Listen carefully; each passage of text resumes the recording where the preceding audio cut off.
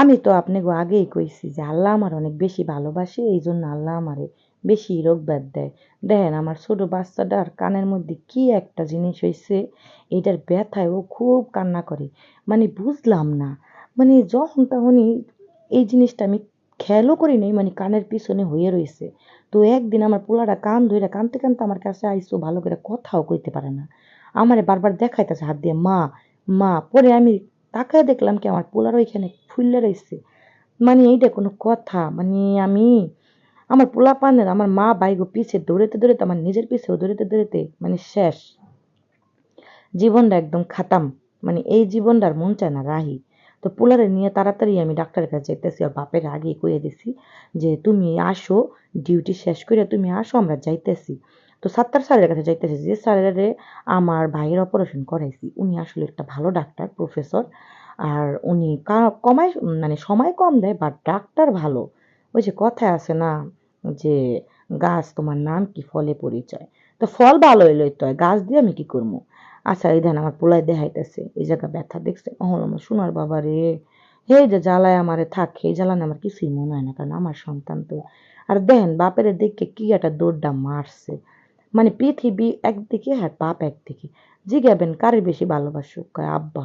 ও মা ঘে, মারে ভালোবাসে না, কয় না আম্মু মারে ভাত খাওয়ায় ঘুম নেওয়ায়, এর লেগে আম্মু ভালো না, বুঝছেন? আর বাপ যে ভাত খাওয়ায় না ঘুম নেওয়ায় না, এই জন্য বাপ ভালো। তো যাই হোক, বাবার সবাই প্রিয়, আমার যেমন আমার বাপ প্রিয়, আমার স্বামীর না, আমার স্বামীর তার সন্তানের প্রিয়। যাই হোক, কত সব পৃথিবীর সব বাবার মা তো আর এক হয় না কন। যাই হোক, কিছু মানুষের আবার জ্বলবে না বললে।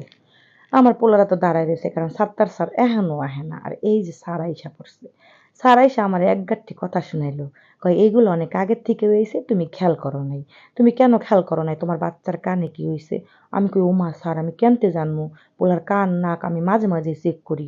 আর সত্যি চেক করি, গোসল করাইতে গেলে আমি কানের পাশ পুশ দিয়ে সাবান টাবান দেই। কিন্তু হঠাৎ করে ওটা কেমন হলো স্যার আমি বুঝতেও পারি নাই।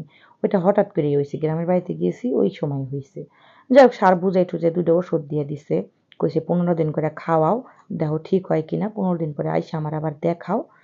পরে আমি তো ঠিকঠাক করছি, কিন্তু আমি যে ফাইলটা কোথায় রাখছি সেই ফাইলটাই আর খুঁজা পাই না। এই দুঃখে আমি জর্জরিত হয়ে গেছি যে ফাইলটা আমি কোথায় রাখছি, ফাইলটা কি হসপিটালে রেখেছি না নিয়ে আইছি, আমি এই দুঃখেই বাঁচতাছি না।